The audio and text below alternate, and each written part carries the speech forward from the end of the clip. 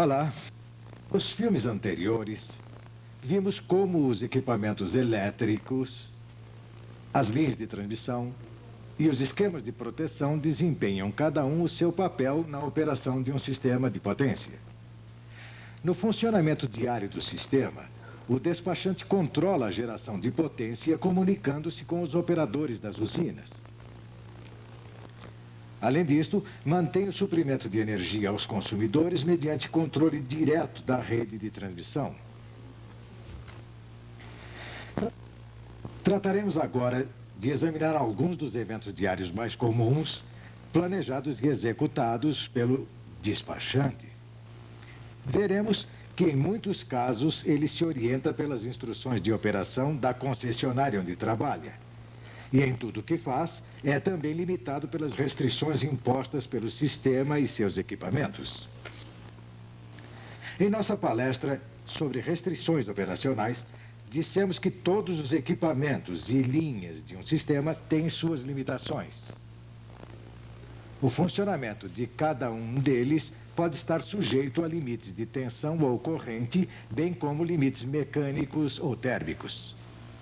O que é importante é que, se esses limites forem ultrapassados, corremos o risco de danificar os equipamentos, interromper o serviço e, provavelmente, colocar em perigo o pessoal.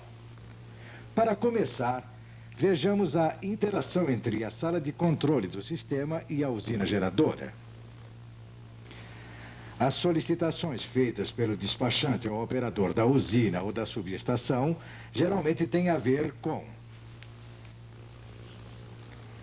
variação da potência, variação do nível de tensão, fazer operar ou desligar um gerador, manobrar uma linha ligando-a ou desligando-a, manobrar equipamentos como reatores, condensadores, síncronos, capacitores e etc.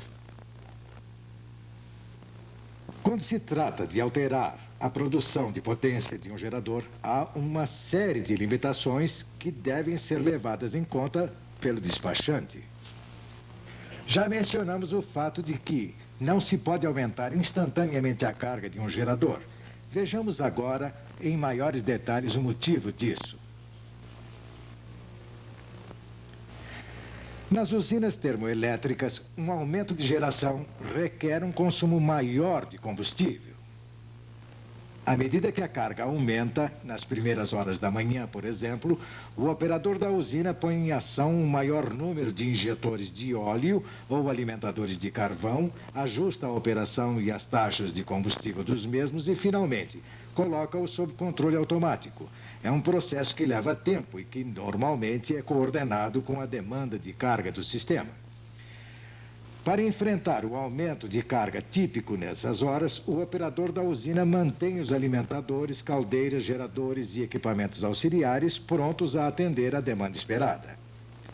É óbvio, portanto, que qualquer pedido inesperado de aumento de potência acima do programado provavelmente não será atendido de imediato.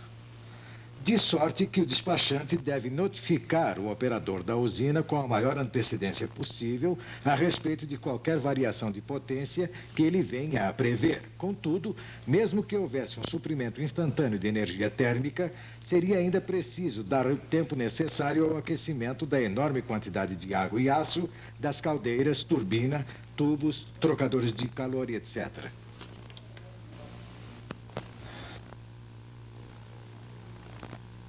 Naturalmente, muitos outros fatores entram em jogo na variação da carga. E na usina, muitos equipamentos têm suas próprias limitações e fatores de tempo. As principais limitações, porém, são as da caldeira e da turbina. Dar partida e carregar um gerador a vapor e respectiva turbina a partir da condição fria leva de 10 a 24 horas. Quando aquecida, porém, a mesma unidade pode ser posta em operação em 1 ou 2 horas. Dizemos que está aquecida uma unidade que foi desligada há menos de 8 horas. Como sabemos, para alterar o carregamento da unidade, é preciso alterar a quantidade de admissão de calor. Isto provoca uma alteração de temperatura interna da caldeira, da turbina e de vários componentes. Consequentemente, ocorre a expansão ou contração dos materiais, criando-se grandes esforços térmicos em certos componentes, como no coletor de vapor, bem como no rotor e na carcaça da turbina. Voltaremos a este assunto daqui a pouco. O equipamento é projetado de modo a dar margem à livre expansão e movimento dos componentes. Por exemplo, a caldeira é geralmente suspensa pela parte superior, podendo expandir-se livremente para baixo. De fato, a diferença de altura da parte inferior entre as condições fria e quente pode chegar a 20 polegadas. A tubulação é construída com grande número de curvas, cotovelos e juntas de expansão, a fim de acomodar o alongamento dos tubos durante a dilatação.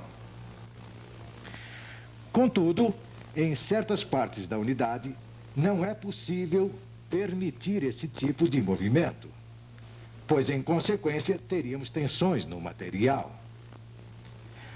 Para dar um simples exemplo, vejamos esta tira bimetálica de um termostato.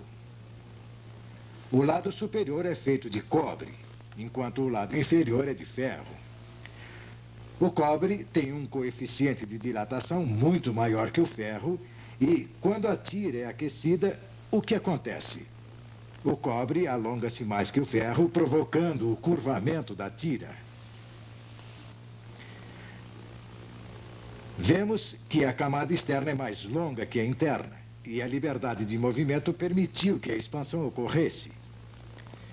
Se a tira não pudesse encurvar-se, o cobre tenderia a fazer dilatar o ferro e este tenderia a evitar a dilatação do cobre. Com isto, surgiria um esforço de tração no ferro com tendência a rompê-lo, e um esforço de compressão no cobre com tendência a evitar a sua dilatação.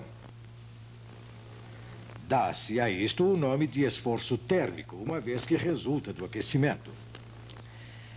É o que sucede, por exemplo, no coletor de vapor da caldeira, que é redondo e feito de aço reforçado. O material é o mesmo em toda a estrutura, mas em certas condições operacionais, por exemplo, durante a partida, pode haver uma diferença de temperatura entre as superfícies interna e externa. O lado interno do coletor está em contato com o vapor, enquanto parte do calor do lado externo, apesar do forte isolamento, perde-se na atmosfera. Assim, a temperatura da face interna é maior que a da face externa. E o que acontece? O círculo interno tende a dilatar-se mais rapidamente que o círculo externo. O resultado é o surgimento de um esforço térmico no material. Ciclos repetidos desse esforço térmico podem provocar, mais cedo ou mais tarde, rachaduras no metal. Pode-se reduzir o esforço térmico fazendo-se variar a temperatura mais lentamente, a fim de permitir a equalização das temperaturas interna e externa. O diferencial térmico é normalmente monitorado pelos dispositivos de supervisão da caldeira. Esses esforços térmicos podem surgir também na turbina. Mas, antes de falarmos sobre isso, façamos uma pausa. Desligue o vídeo e estude o livro texto.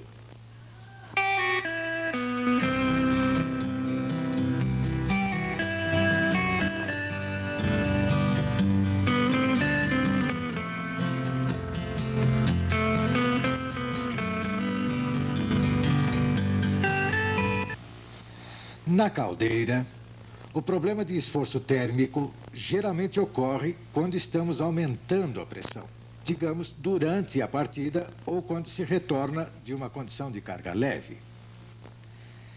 Mas um problema semelhante ocorre com a turbina quando se aumenta a carga. Vemos aqui o rotor e a carcaça de alta pressão. O revestimento é de chapa extremamente reforçada em virtude da alta pressão.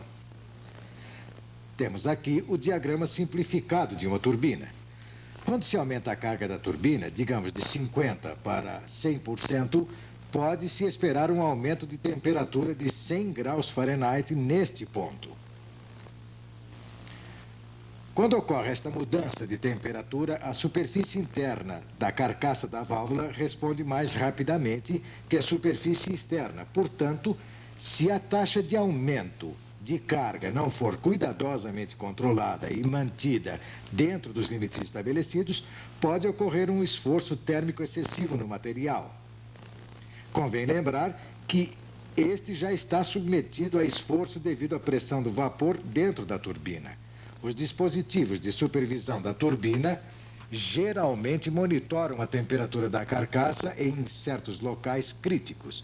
O fabricante da turbina costuma indicar a taxa máxima permissível de aumento da temperatura, juntamente com outros procedimentos e instruções de rotina.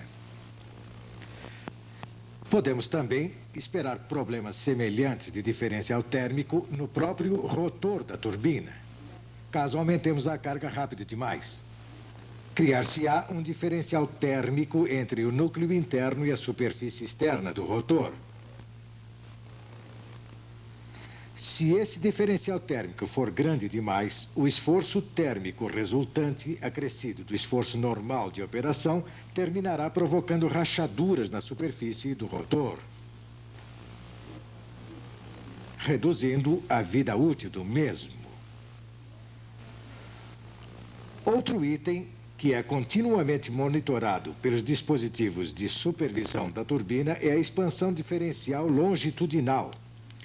Não se trata de um problema de esforço térmico, é antes um problema mecânico. Em casos extremos, a diferença da taxa de expansão longitudinal do rotor comparada à expansão da carcaça pode causar danos internos a peças rotativas que venham a entrar em contato com peças estacionárias ou vice-versa. O projetista da turbina procura evitar isso, igualando o máximo possível as massas do rotor à massa da carcaça, de modo que ambos possam dilatar-se ou contrair-se a taxas semelhantes.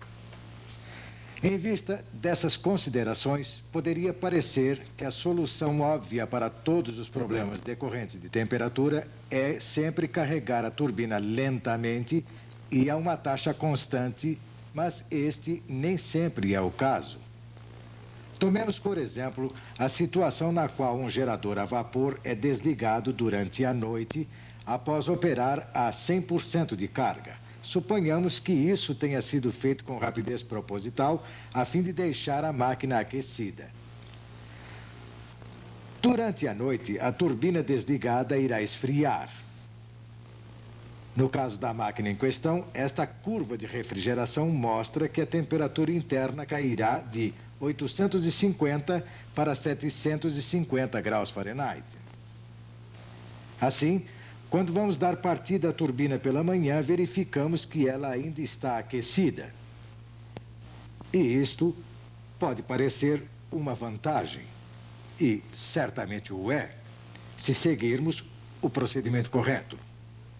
O problema é que, para dar partida à turbina, precisamos de apenas uma pequena quantidade de vapor, e essa pequena quantidade geralmente só se obtém a uma temperatura relativamente baixa.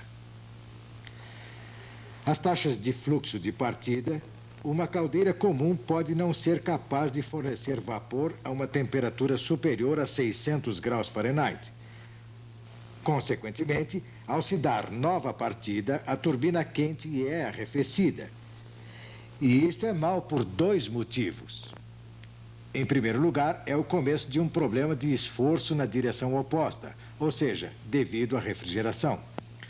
Em segundo lugar, se permitirmos que a turbina esfrie, a variação necessária de temperatura será maior quando chegarmos à fase de aquecimento.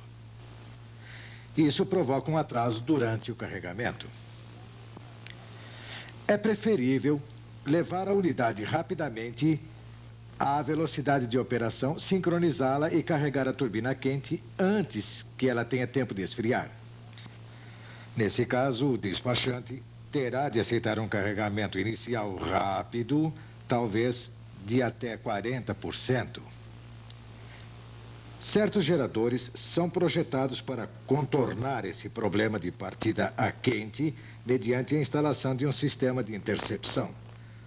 Durante a partida, esse sistema permite descarregar cerca de 25% do fluxo de vapor diretamente da caldeira para o condensador, sem passar pela turbina. Com esse fluxo de vapor no superaquecedor da caldeira, a temperatura do vapor pode ser controlada de modo a igualar-se à temperatura do metal da turbina antes de se dar partida a esta última. Outro procedimento comum, quando não há sistema de intercepção, é reduzir lentamente o carregamento da unidade antes de desligá-la.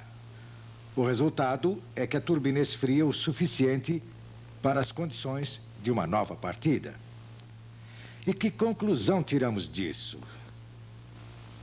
O despachante deve dar aos operadores de uma usina termoelétrica o tempo suficiente para que eles atendam seu pedido. Por exemplo, para aumentar a carga, devemos dar tempo para que todas as unidades operem a uma taxa limitada de aumento. Para reduzir a carga, temos de levar em conta os esforços de refrigeração impostos aos componentes da máquina. Ao se colocar um gerador em operação, devemos supor que o sistema caldeira-turbina exigirá tempo considerável para ser pré-aquecido e atingir a temperatura de operação. Para retirar de operação um gerador, geralmente nosso único problema é lembrar que uma nova partida da mesma máquina pode ser retardada porque a carcaça e o rotor da turbina podem permanecer mais quentes que o vapor disponível para a nova partida. Todas estas limitações são normalmente mencionadas nos procedimentos operacionais da usina e fazem parte do trabalho diário do operador. Contudo, é essencial que o despachante esteja pelo menos a par desses problemas e limitações. Ok, há tempo de fazermos uma pausa. Desligue o vídeo e repasse esta matéria em seu livro-texto.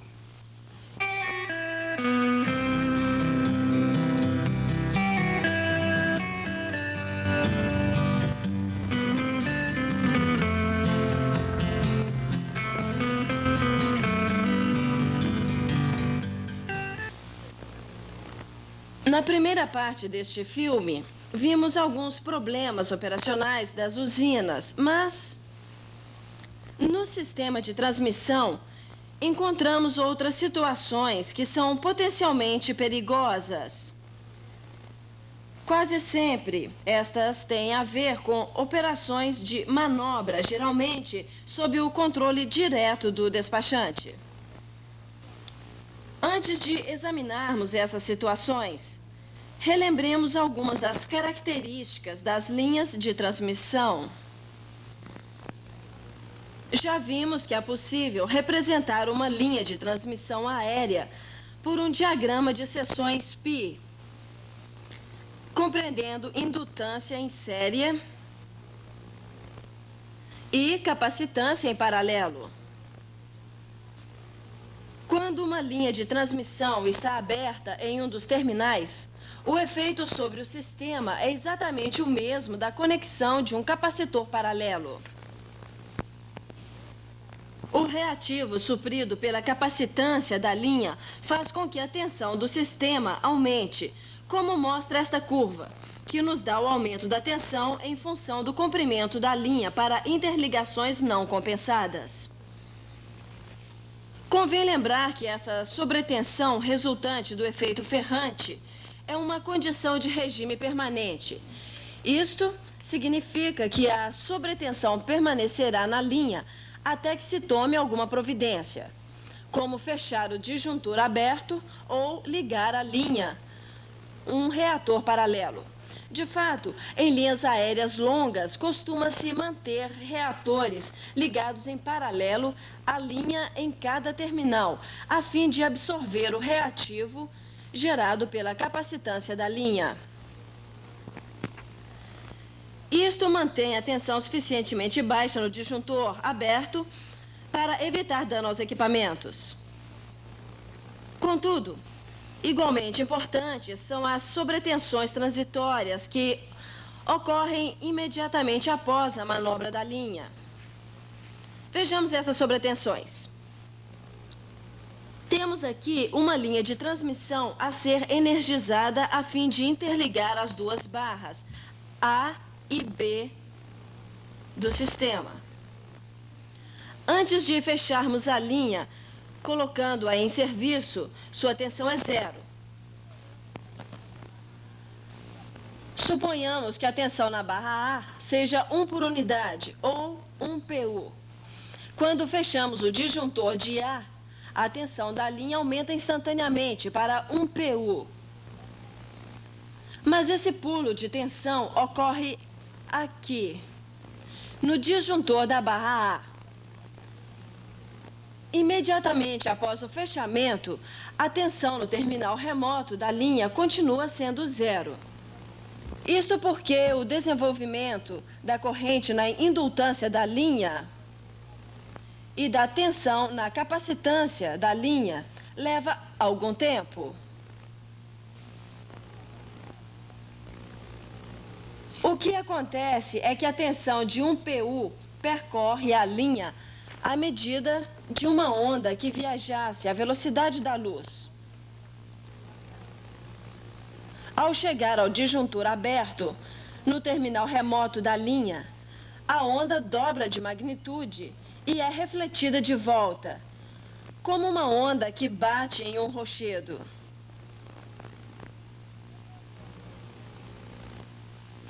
Depois de uns 2 ou 3 ciclos, ou seja, apenas 50 milésimos de segundo, as ondas de tensão aquietam e o sistema assume um novo regime permanente. Contudo, durante os 50 milésimos de segundo iniciais, essa série de reflexos pode gerar tensões de até 2 ou 3 vezes o normal. Em resumo, quando manobramos uma linha, devemos ter em mente não apenas o aumento da tensão de estado permanente, mas também os níveis de tensão transitória que podem danificar o isolamento da linha e dos equipamentos. O que pode o despachante fazer? Certamente não pode evitar que esses surtos de tensão ocorram, mas pode reduzir o esforço imposto a equipamentos cruciais mediante manobra seletiva. O que significa que, em certos casos, ele deve fechar um disjuntor antes de outro, a fim de reduzir o surto de tensão. Em que condições o despachante faria isso? Vejamos um outro exemplo. Neste exemplo, a concessionária poupou o custo de um disjuntor ou 2, decidindo manobrar a linha e o transformador como uma só unidade. Ora, se energizarmos a linha fechando primeiro o disjuntor A, o transformador será submetido não somente ao efeito ferrante, mas também a elevadas tensões transitórias. Essas tensões transitórias provocarão também esforços sobre os para-raios instalados para proteger o transformador. Neste tipo de situação, seria melhor fechar primeiro o disjuntor B. Isto reduziria os esforços da tensão no transformador. Temos aqui, portanto, uma restrição típica de manobra que passaria a fazer parte das instruções do despachante. Ou seja, quando for necessário colocar em serviço esta linha, o disjuntor B deve sempre ser fechado antes do disjuntor A. Vimos assim o que sucede quando energizamos uma linha descarregada e por que a sequência do fechamento de disjuntores é importante. Examinemos agora o problema semelhante que ocorre quando desenergizamos uma linha carregada. Vejamos esta situação, na qual um único gerador é ligado por uma longa linha de transmissão a um centro de carga distante. Temos aqui o gerador a plena carga, com uma tensão de 1,05 PU na barra A. Uma vez que a queda de tensão na linha, digamos que temos um PU na barra do sistema receptor.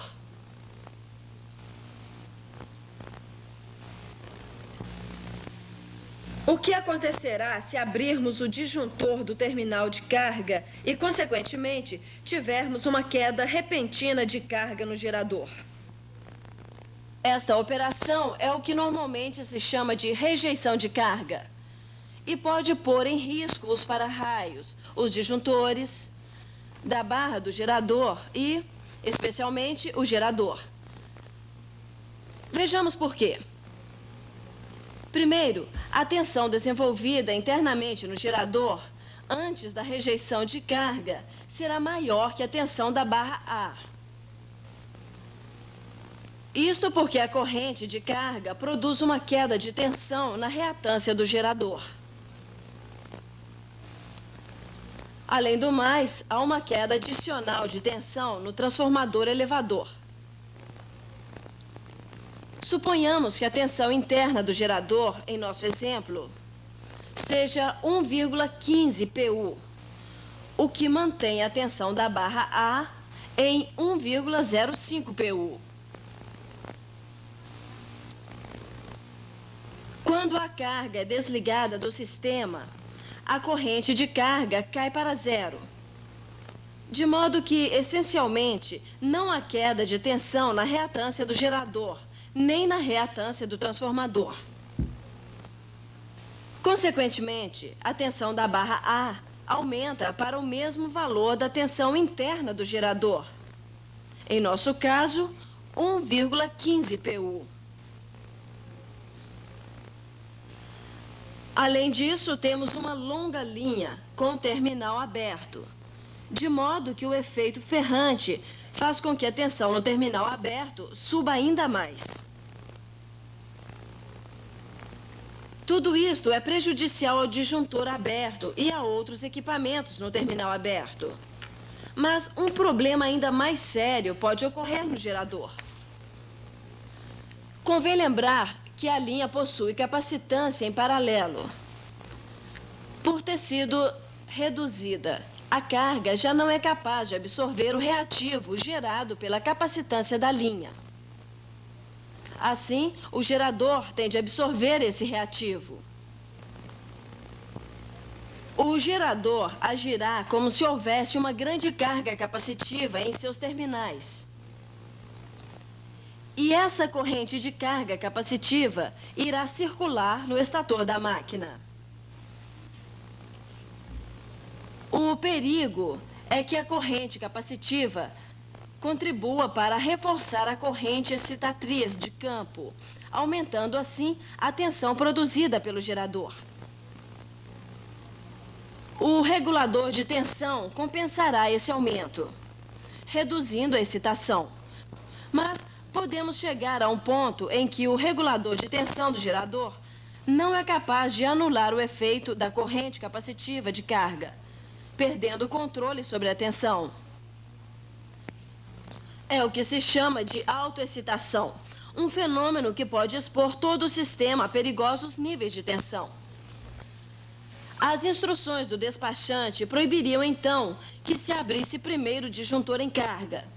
De fato, o sistema de proteção deve abrir automaticamente, em primeiro lugar, o disjuntor do gerador. Assim, com a perda de carga, a capacitância da linha desaparece com ela. Mas podemos perguntar, e se a proteção não operar corretamente? Por exemplo, se os relés do disjuntor do gerador apresentassem defeito ou se o próprio disjuntor do gerador se mantiver fechado e o disjuntor remoto abrir. Para tal eventualidade, a configuração do sistema recebe dispositivos adicionais de proteção. Por exemplo, reatores paralelos podem ser acrescentados à linha ou o sistema de excitação do gerador pode ser modificado de forma a anular o efeito da corrente capacitiva de carga. Por falar em rejeição de carga, convém notar o efeito da mesma sobre a turbina. Quando se rejeita subitamente uma carga, a velocidade do gerador aumenta rapidamente. O regulador deve entrar em ação e fechar as válvulas de admissão de vapor, de modo a reduzir a velocidade a seus valores normais de operação. Mas, se a rejeição for total, digamos, de plena carga para zero, o regulador pode não ser capaz de controlar a velocidade a tempo e a turbina ignorará a proteção de sobrevelocidade.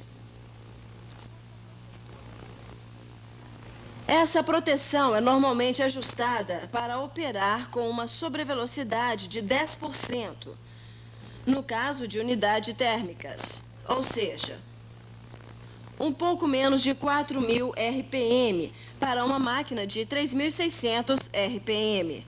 Da mesma forma, no caso de uma rejeição completa, as válvulas de segurança da caldeira provavelmente abrirão a fim de descarregar o excesso de vapor, e o operador da usina terá muito trabalho para voltar a controlar a caldeira. É óbvio que, em tal situação, a unidade provavelmente não poderá ser ressincronizada e recarregada de imediato. Lá fora, na linha, a sobrevelocidade da máquina e o consequente aumento de frequência tornarão ainda mais grave o aumento de tensão. Isto porque, à medida que a frequência aumenta, a reatância capacitiva diminui, provocando, assim, um aumento de reativo no sistema. Ok, paremos por aqui a fim de estudar o livro-texto. E, após o intervalo, falarei de outros problemas de manobra de linha.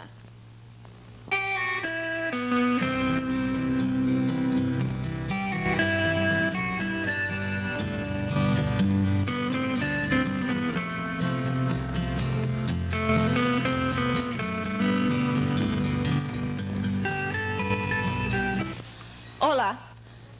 Falamos há pouco das sobretensões que podem ocorrer quando se energiza e desenergiza uma linha de transmissão. Vimos que essas sobretensões podem ser aliviadas fechando-se os disjuntores em determinadas sequências.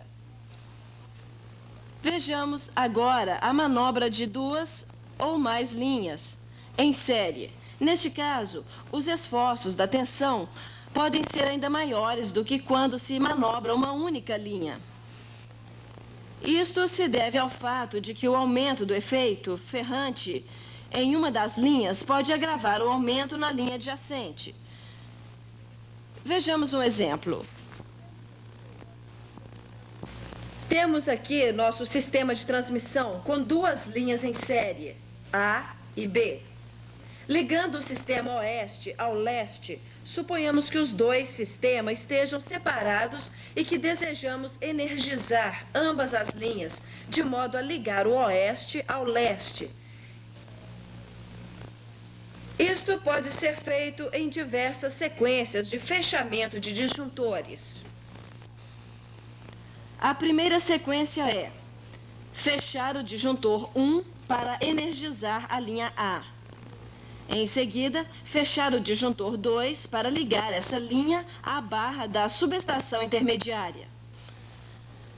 Suponhamos que medimos a tensão aqui, no terminal aberto, e obtemos 1,12 PU. Agora, fechamos o disjuntor 3 a fim de energizar a linha B. Qual será a tensão no terminal aberto aqui, no disjuntor 4? Verificamos que o aumento de tensão na linha B se soma ao aumento de tensão decorrente da energização da linha A, resultando em uma tensão de 1,25 PU no disjuntor 4.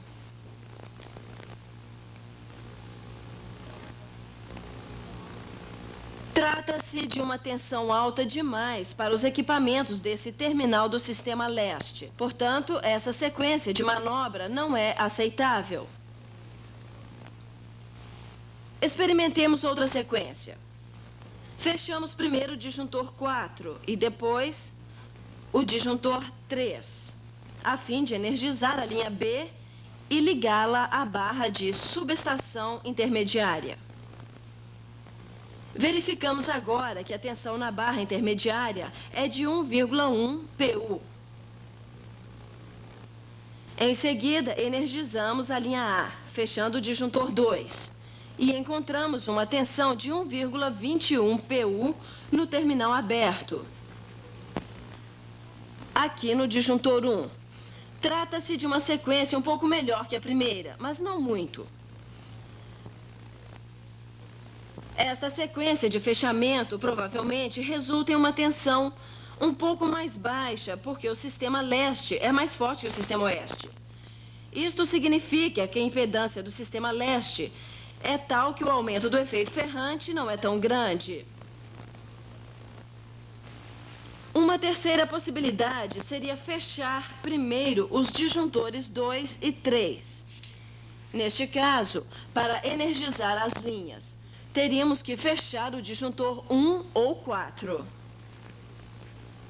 Se fecharmos primeiro o disjuntor 1, teremos uma tensão de 1,25 pu no terminal aberto. E se fecharmos primeiro o disjuntor 4, teremos uma tensão de 1,21 pu no terminal aberto. Portanto, esta sequência também não nos ajuda muito. Vejamos uma quarta sequência. Energizamos ambas as linhas, fechando os disjuntores 1 e 4 em qualquer ordem. No terminal aberto da linha A, a tensão é de 1,12 pu, ao passo que no terminal aberto da linha B, a tensão é de 1,1 pu. Agora podemos fechar os disjuntores 2 e 3, em qualquer ordem, para ligar as duas linhas na subestação intermediária. Se tivermos de escolher a melhor sequência de manobra para estas duas linhas em série, qual delas escolheríamos? Obviamente, a última sequência é menos severa em termos de sobretensão de regime permanente. Isto porque o aumento de tensão na linha A não se somaria ao aumento de tensão na linha B, como nas outras três primeiras sequências. Uma vez que as ondas transitórias que ocorrem alguns ciclos após a manobra se somam ao efeito ferrante do regime permanente, as sobretensões transitórias são também menos severas nesta última sequência.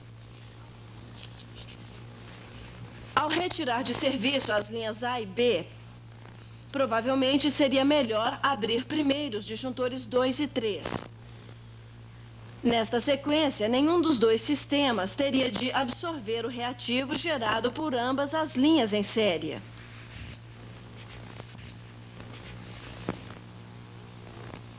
Resumindo, vemos que em todo o sistema de potência podem existir muitas combinações de linhas de transmissão e equipamentos ligados, e certas sequências de manobra devem ser evitadas. Os procedimentos de manobra aprovados devem ser explicitados nas instruções do despachante, o qual deve ter à mão os procedimentos referentes ao seu sistema. Antes de encerrarmos o assunto de manobra de linhas, convém examinarmos a reposição de linhas em serviço após uma falha. Quando uma linha abre em decorrência de uma falha, pode ser religada pelo operador ou religada automaticamente e rapidamente por seus próprios relés de proteção. Mas não podemos simplesmente fechar um disjuntor entre dois sistemas isolados. Da mesma forma como é preciso sincronizar os geradores de um sistema, as tensões em ambos os lados do disjuntor devem ter magnitude, frequência e ângulo de fase iguais. Ou quase iguais. Portanto, é necessário verificar se os sistemas em ambos os terminais da linha a ser religada estão ainda em sincronismo. No religamento automático, a verificação do sincronismo é feita automaticamente, usando-se um relé especial, chamado relé de verificação de sincronismo, instalado em ambos os terminais da linha. Vejamos o que faz este relé. Neste diagrama, vemos nossa linha no processo de religamento. O terminal remoto já foi religado e agora devemos verificar o sincronismo aqui, na barra B. O relé mede a tensão da barra VB, a tensão da linha VL e determina a diferença entre elas.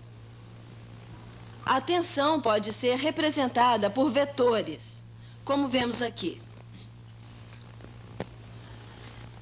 Se os sistemas separados pelo disjuntor aberto estiverem em exato sincronismo, a posição destes vetores não será alterada. Mas, se os sistemas estiverem fora de sincronismo, o ângulo de fase aumentará e os vetores se distanciarão um do outro. Como podemos ver, o vetor da diferença VB-VL é proporcional ao ângulo de fase entre a tensão da linha e a tensão da barra.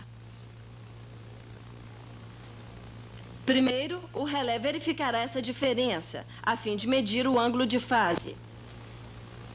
Se o ângulo estiver dentro de limites aceitáveis, o relé inicia uma contagem de tempo. Esgotado o tempo, e se o ângulo de fase ainda estiver dentro da faixa aceitável, o disjuntor será fechado. Se os dois sistemas não estiverem sincronizados e apresentarem frequências diferentes, os vetores girarão e o ângulo de fase mudará continuamente, entrando e saindo da faixa aceitável para ligação. A cada vez que o ângulo entra nessa faixa, a contagem de tempo é iniciada. Se esgotado o tempo, o ângulo ainda estiver dentro da faixa aceitável, o disjuntor será fechado. O que temos, portanto, é um relé que simplesmente verifica se o ângulo entre as tensões dos dois lados do disjuntor é suficientemente pequeno para permitir a ligação, ao mesmo tempo que verifica se a frequência é aceitável. Essa verificação de ângulo de fase não precisa ser tão exata quanto no caso da sincronização de geradores, porque a impedância dos sistemas de transmissão costumam ser bem maiores e o surto de potência é limitado. Contudo, quando se trata de religar uma linha próximo a uma usina, é ainda necessário fazer com que o último disjuntor a ser fechado seja o mais distante. Isto minimizará o choque suportado pelos equipamentos da usina. É hora de fazermos uma pausa. Quando retornarmos, falaremos mais a respeito de sobretensões.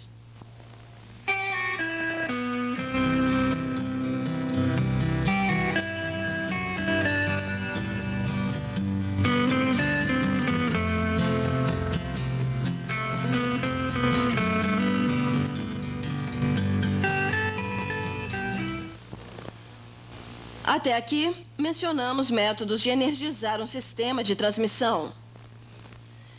Vimos que as sobretensões provocadas pela manobra podem danificar os equipamentos do sistema, especialmente os transformadores. Analisemos mais de perto este problema.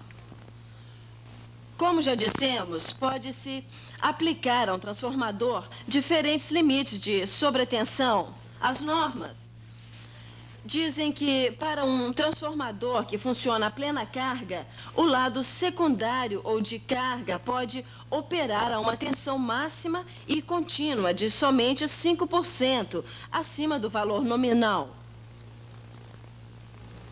Nestas circunstâncias, permite-se que o enrolamento do lado primário opere a um nível de sobretensão de 5%, devido à queda de tensão no transformador. Contudo, um transformador sem carga tem um limite máximo de tensão em regime permanente de 10% acima do valor nominal. Uma vez que o transformador está descarregado, este limite de 10% aplica-se a ambos os enrolamentos, primário e de carga. Qualquer tensão mais elevada provocará aquecimento por sobreexcitação. Quanto mais alto o nível da tensão, menos tempo o transformador pode continuar operando a esse nível. Como se lembram, já discutimos a característica de excitação do transformador. Portanto, sempre que o despachante detecta uma situação na qual o transformador é energizado por somente um dos lados, ou talvez tenha perdido sua carga, as tensões do sistema aumentam, de modo que ele deve verificar a tensão do transformador. Lembrem-se de que o limite específico de tensão de 110% é contínuo. Não há limite de tempo para que o transformador tolere esse nível. Já mencionamos a condição mais grave capaz de causar sobreexcitação do transformador, a rejeição de carga. Talvez perda de um grande bloco de carga expõe o sistema a um aumento de tensão. Sabemos que os geradores detectam o aumento em seus terminais e reduzirão a excitação de modo a restabelecer o nível normal de tensão. Em certas situações, os reguladores de tensão do gerador reduzirão ao normal a tensão controlada, mas em algum local remoto podem continuar a existir sobretensões muito elevadas, capazes de danificar os equipamentos. Nesta rede, por exemplo, a tensão do lado de alta da barra é mantida pelos geradores em 1,05 PU. Suponhamos que, inicialmente, os fluxos de reativo do sistema sejam tais que a tensão nesta barra de carga seja 1 PU. O que sucederá ao nosso perfil de tensão se perdermos subitamente essa carga? Nos pontos extremos da rede, onde houve a perda de carga, o aumento de tensão é muito maior do que nos geradores. Nestes, a tensão do lado de alta da barra aumentou em somente 2%, de 1,05 PU para 1,07 PU. Ao passo que, na subestação da carga, o aumento de tensão é de 17%. Mesmo após o gerador ter regulado a tensão, trazendo-a de volta ao nível normal, ou seja, 1,05 PU, a subestação da carga continua 14% acima do normal. Para o regulador de tensão do gerador, tudo está bem. Mas, aqui neste ponto, temos um transformador sobreexcitado.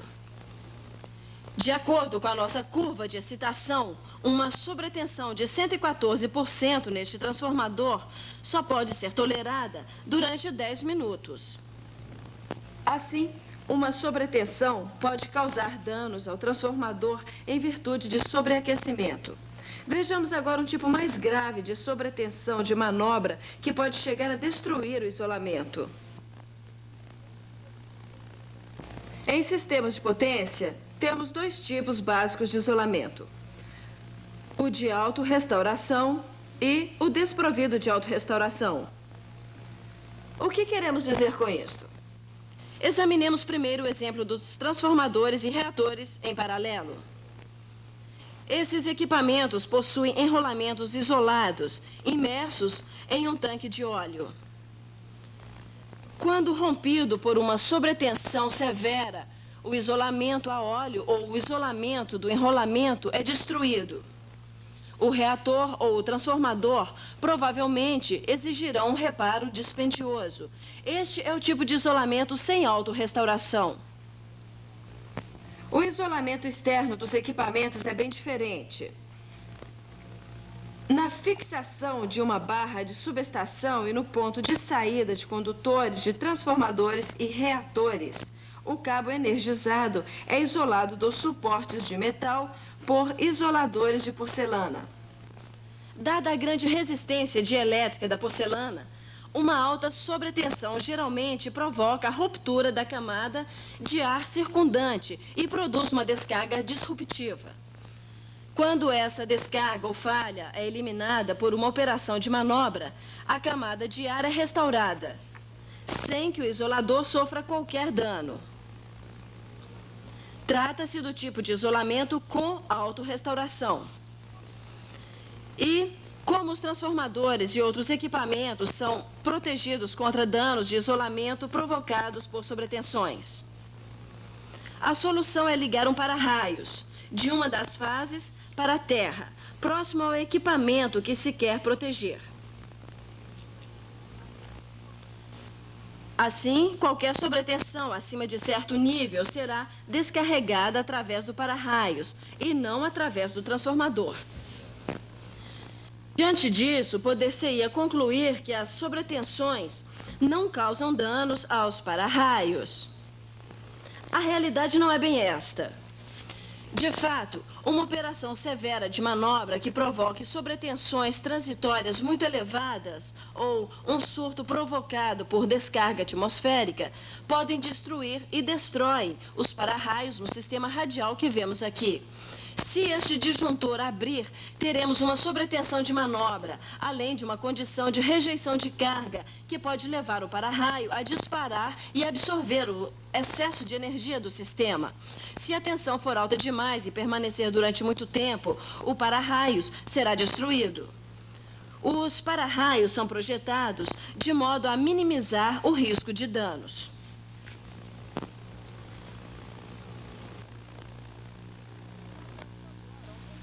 Façamos agora um resumo do que foi dito, lembrando o perigo que a sobretensão representa para os equipamentos, mesmo para aqueles destinados à proteção. As sobretensões ocorrem sob várias formas. Podem ter duração muito curta e magnitude muito elevadas. As sobretensões transitórias, por exemplo, que costumam ser causadas por operações de manobra, podem ser 3 vezes mais elevadas que o normal, mas duram somente 2 ou 3 ciclos, ou seja, cerca de 50 milésimos de segundo. Por outro lado, o tipo de sobretensão causado por rejeição de carga pode ser de até 1,5 PU e permanecer durante muitos ciclos, ou até mesmo vários segundos. Nos estágios de planejamento e projeto, todo o sistema de potência costuma ser amplamente analisado. Por isso, o despachante estará a par das condições que oferecem risco potencial ao sistema. Os procedimentos rotineiros de operação geralmente levam em conta esses fatores. Infelizmente, nunca é possível prever todas as contingências capazes de surgir em um sistema. O despachante precisa conhecer a fundo o sistema em que trabalha e estar apto a reconhecer os sintomas da ocorrência de uma situação perigosa e agir de acordo. Agora, façamos uma pausa. Desligue o vídeo e faça os exercícios contidos em seu livro-texto.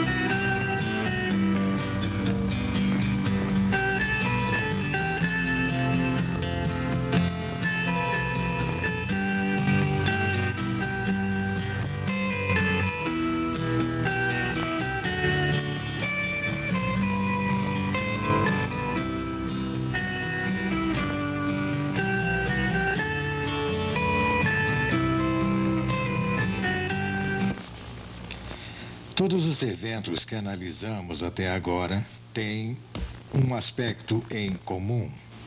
Podem danificar os equipamentos, a não ser que se adotem os procedimentos adequados. Contudo, normalmente, nenhuma dessas situações oferece riscos ao pessoal. Vejamos agora certas funções do despachante do sistema que têm a ver diretamente com a segurança do pessoal. Examinemos certos procedimentos típicos de manobra ou de liberação destinados a isolar determinadas partes do sistema ou determinados equipamentos. Esse isolamento é necessário para que o pessoal possa inspecionar os equipamentos ou realizar tarefas de manutenção.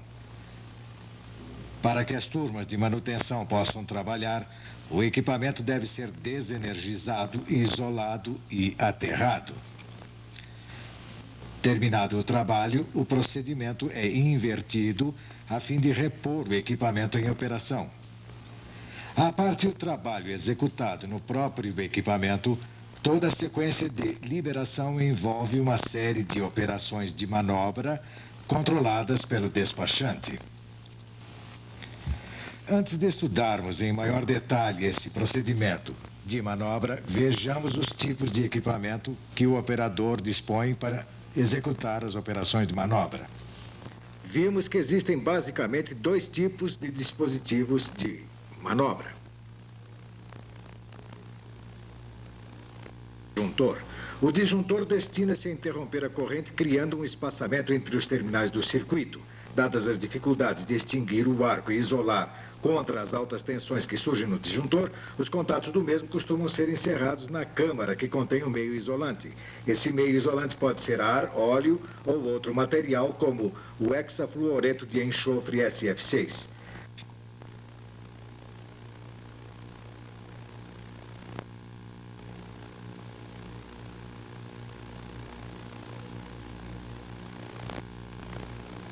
Normalmente, portanto, é fisicamente impossível ver a interrupção física do circuito. O mesmo se pode dizer do fechamento de um disjuntor. Só através dos medidores de corrente pode o despachante saber que os contatos realmente fecharam. Isto representa um problema imediato do ponto de vista da segurança do pessoal. Examinemos alguns exemplos.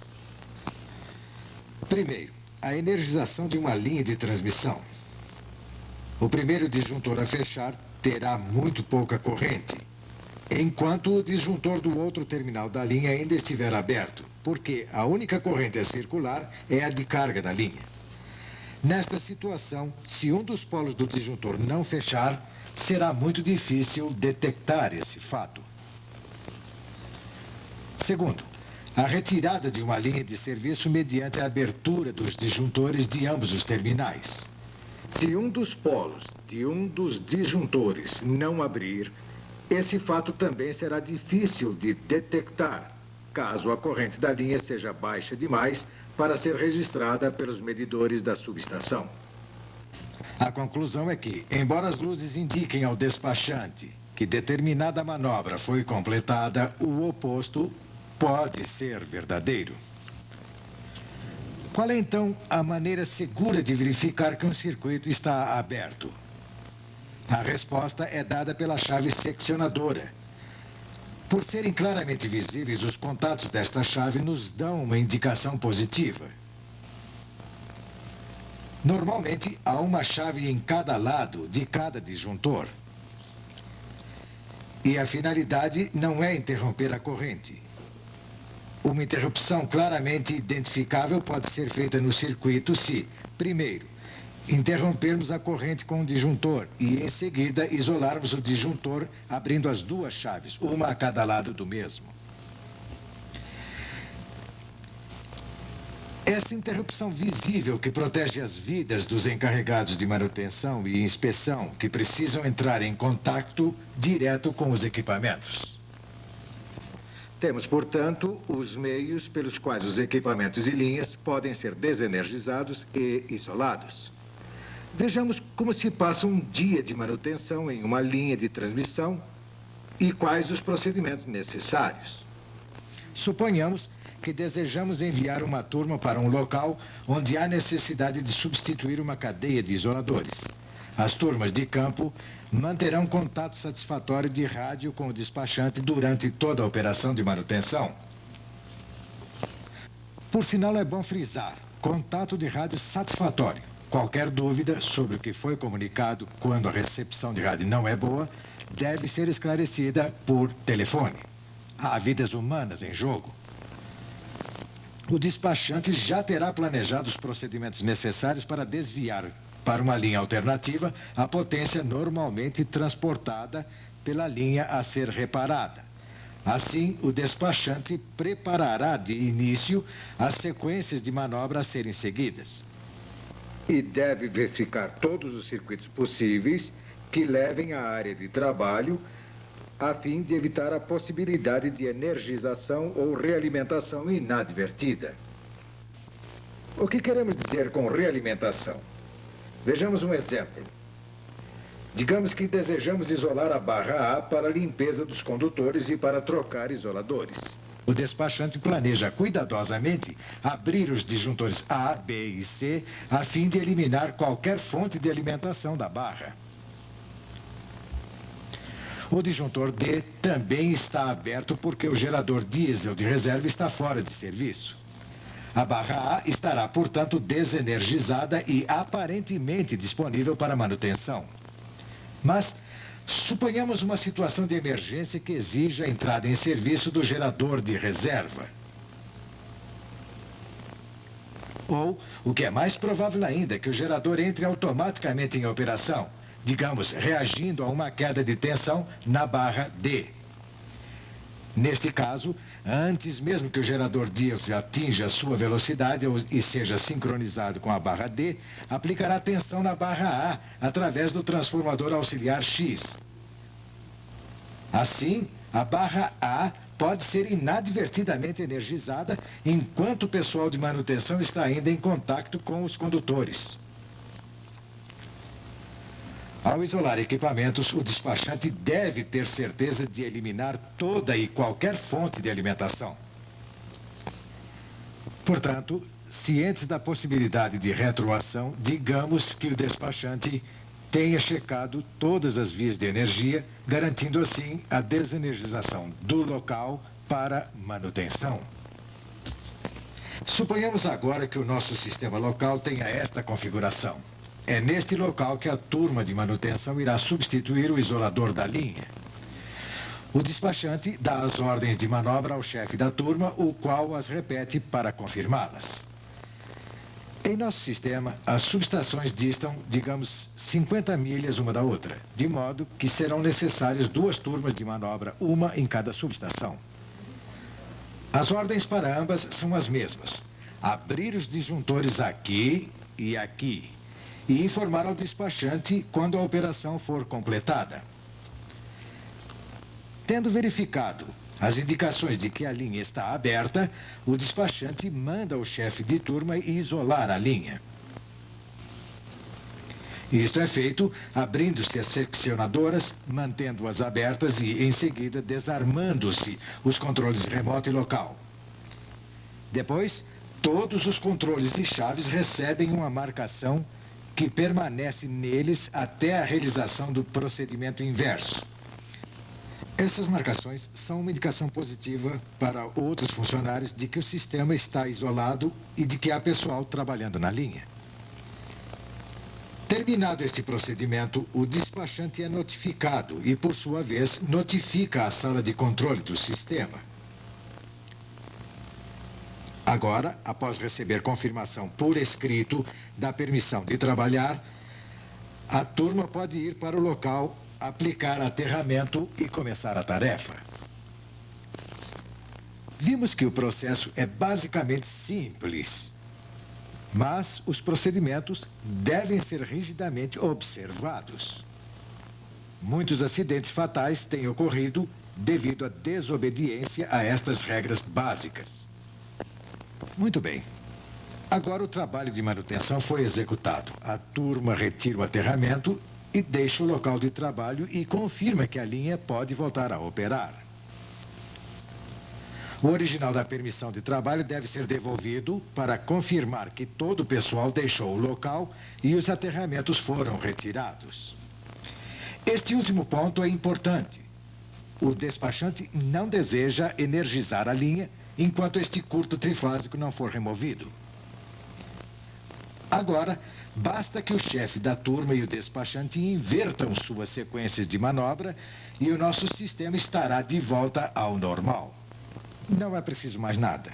Uma tarefa possivelmente arriscada ou perigosa torna-se segura para o pessoal e para os equipamentos, graças à aplicação de procedimentos operacionais cuidadosamente planejados. Os detalhes dos procedimentos incluídos nas instruções de uma concessionária podem diferir deste nosso exemplo típico, mas as instruções terão de seguir princípios semelhantes. Procurem conhecer esses procedimentos. Lembre-se de que a responsabilidade do despachante é segui-los ao pé da letra. Não importa quantas vezes as mesmas tarefas tenham de ser repetidas no dia a dia de um sistema, é absolutamente necessário evitar a tentação de cortar caminho pulando por cima de algum detalhe. Antes de terminar este filme, vejamos algumas generalidades que influem nos procedimentos de segurança. Provavelmente, o mais importante é a necessidade de o despachante verificar 2 vezes as informações que recebe. Geralmente, o estado do equipamento e as condições de fluxo de carga são comunicados ao despachante automaticamente, através de medidores e equipamentos de supervisão. Esses equipamentos permitem ao despachante abrir e fechar disjuntores e chaves em certas subestações remotas. Isto é parte do sistema SCADA de controle de supervisão e aquisição de dados que mencionamos anteriormente. O despachante envia um sinal através do sistema e aguarda o recebimento de um sinal automático confirmando a ordem. Só então deve enviar o sinal de executar. Depois que a ordem é executada, o sistema indica o novo estado do equipamento no console do despachante. Tudo parece muito à prova de erro, mas o despachante deve ainda obter de outras fontes a confirmação de que a operação de manobra correta foi executada. Pode, por exemplo, verificar os fluxos de linha. O importante é não presumir que alguma coisa tenha sido feita. O mesmo se aplica aos sistemas de medição que informam o despachante quanto aos fluxos de carga, tensões, produção das usinas, etc. Os modernos sistemas de telemetria vêm melhorando consideravelmente, mas continuam sujeitos a interferências e falhas de componentes, que podem contribuir para que o despachante receba dados errados. Qualquer leitura estranha deve ser verificada. Flutuações violentas na leitura de um medidor podem indicar um problema no sistema ou podem ser causadas por interferência na rede de comunicação. Lembre-se, dificilmente somente um medidor entre um grupo de medidores indicaria alterações nos fluxos do sistema. A regra é: confira e confira. Bom, chegamos assim ao final deste filme sobre problemas de segurança da operação normal. Nos filmes seguintes, veremos condições de emergência graves e como recuperar o sistema após um grande desastre. Por enquanto, desligue o vídeo e estude este assunto no livro-texto. Logo mais estaremos de volta.